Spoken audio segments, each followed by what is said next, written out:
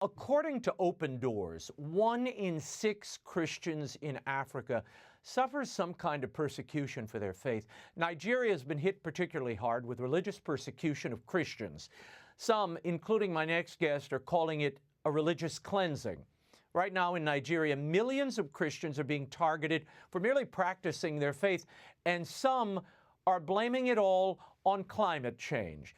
Joining me now to explain is the director of the Center for Religious Freedom at the Hudson Institute, Nina Shea. Nina, you wrote a terrific piece on this situation in Nigeria for National Review this week. It has been over 2 weeks since that horrible church massacre that killed 40 people. But I was perplexed, as I know you were, by the notion that climate change is to cause, and the cause of this persecution of Christians. Even Anthony Blinken, the State Department secretary, seems to give credence to this. Your thoughts? It's really just a misnomer. It's worse than that. It's a falsehood.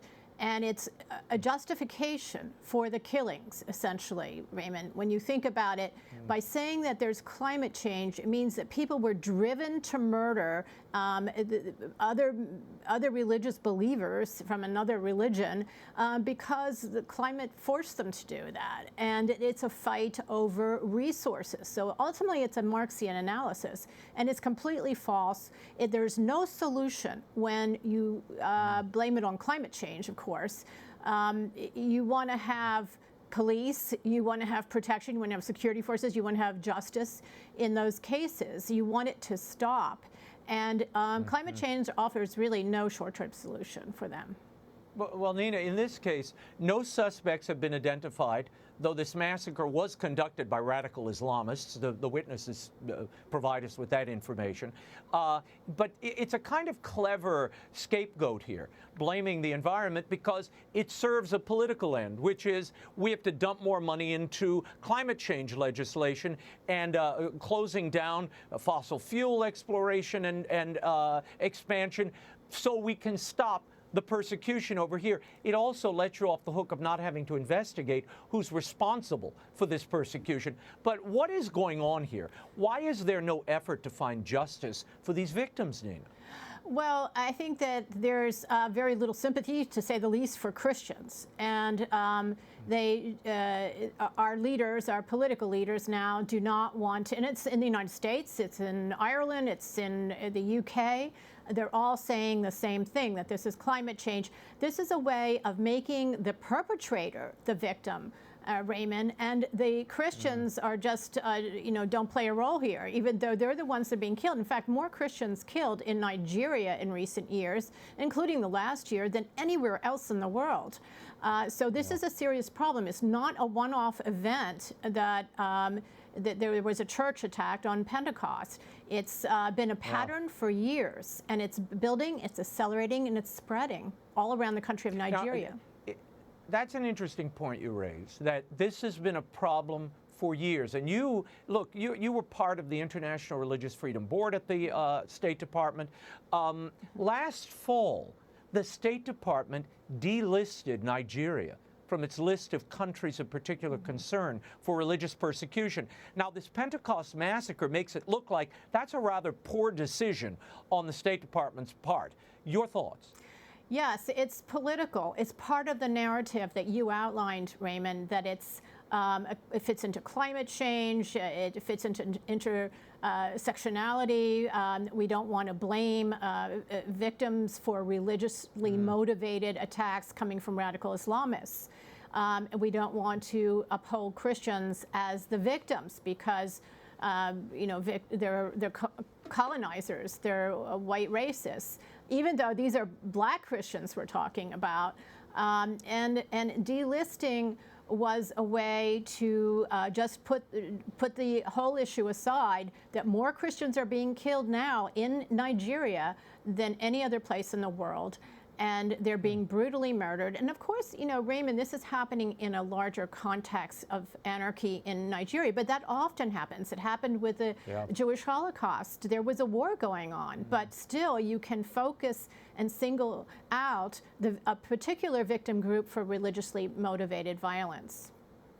You know, it's curious, Nina. It's not only the United States government throwing around this notion of climate change as cause of these violent religious persecutions and attacks.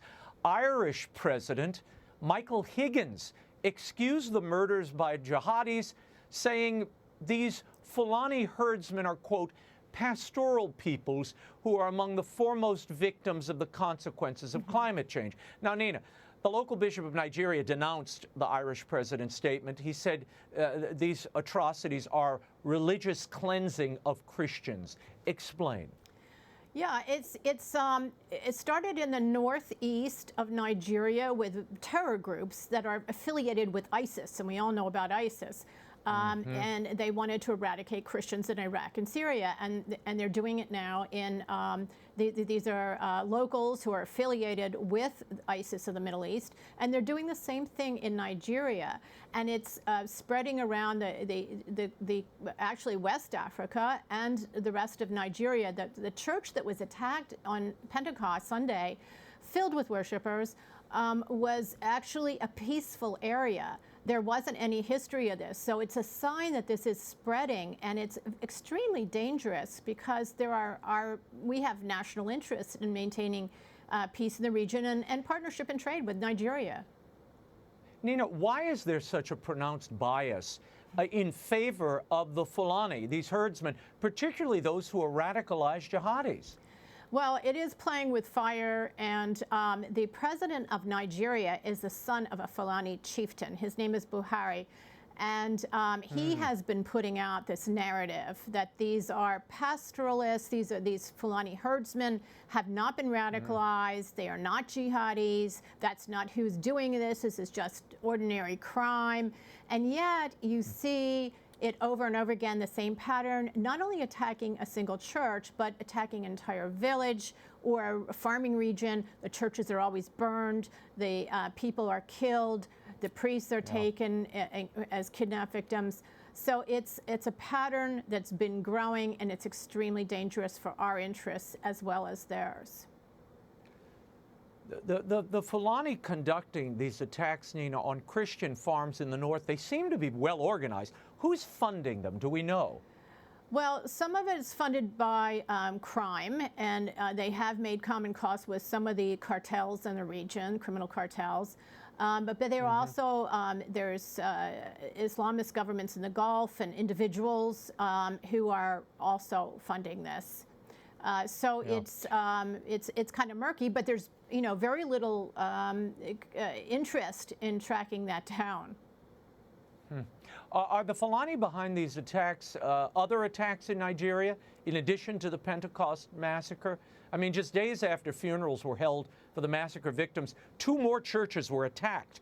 And are they only targeting Catholics here, or other denominations being assaulted as well? I don't think there's a week that goes by there isn't a church or a village attacked in northern Nigeria, across the north. And Kaduna State has been one of the hardest hit. And there have been several entire villages attacked. They can even be occupied by the Fulani radicals, and their names changed, and the government still doesn't respond. There's total impunity for them. So this continues, and it is accelerating. There was another incident that should have been front-page headlines. The prelate, the head of the Methodist Church of Nigeria, was captured by, he thinks, Fulani. He says Fulani, and his bishop and a chaplain, and they were taken into the bush. They were tortured, and then they were they demanded 100 million Nigerian money, and amounting to $250,000, which they ended up paying their attackers and their kidnappers, because they put a gun to the bishop's head and threatened to pull the trigger in front of the prelate. So they were released. The prelate came out and gave a press conference about this, and it's rarely talked about. And he talked about how much money they had to give to spare their lives, and how the Fulani told them, their captives told them, that this land belongs to the Fulani. We're coming after all of you. So there's very little doubt what their agenda is. Whether it's organized or not, we don't know because no one can investigate it. No, the government refuses, the government of Nigeria refuses to investigate because they are also dominated by the Fulani. Well, and the United States and these international bodies have no interest in getting involved because they have other interests that they're worried about now. Nina, Christians make up half of Nigeria's 216 million people. Now, President Buhari was elected the president of Nigeria on the promise to end corruption and secure the country. So how and why is the Buhari government allowing fully half of its population to be terrorized? Well, I think that they want to maintain power, and this is the way they plan to do it.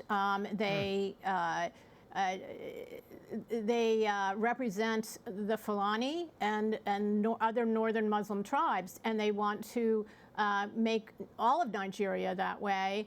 Part of the plan, I think, it must be to see millions of Christians displaced and impoverished and left without hope, which is exactly what has happened so far, especially in the north. And it's coming south now. No, Nina, it's so galling. You see what's happening here, Angola, other parts of Africa, and the United States. You know, we're now poised to throw $450 million more on top of the billions we've sent to Ukraine, and yet there's no attention at all to the human suffering, the religious persecution, and a massive shift in the civil society of these African countries. None at all. They're just totally looking the other way. On a positive note, I mean, we've got to find something positive. 2 Nigerian schoolgirls who were kidnapped by Boko Haram 8 years ago were freed this week. Both women carried babies with them, so they were obviously taken advantage of in captivity. What can you tell us about their recovery? And is this a sign of hope that others will be found or released? Well, we shouldn't stop trying, and I think of Leah Sharibo, who's been there for about a decade, I think, at this point, or maybe a little less. But we shouldn't stop trying. It is a sign of hope. It is a long recovery. I, talked to a priest who does trauma rehabilitation of these girls, and he said it's very hard for them, as you can imagine. Basically, they've lived through serial rape and intimidation and death threats every single day. And they are not sometimes well accepted back in their country, in their homes and neighborhoods, because there's a fear that they may have been radicalized and be, helping the husband, or quote unquote, back in hiding. Wow. Well, we will leave it there. Nina Shea, as always, thank you for your insight, your reporting on the persecution of Christians that really no one gives it the attention it deserves. I thank you for your work. Thank you, Raymond.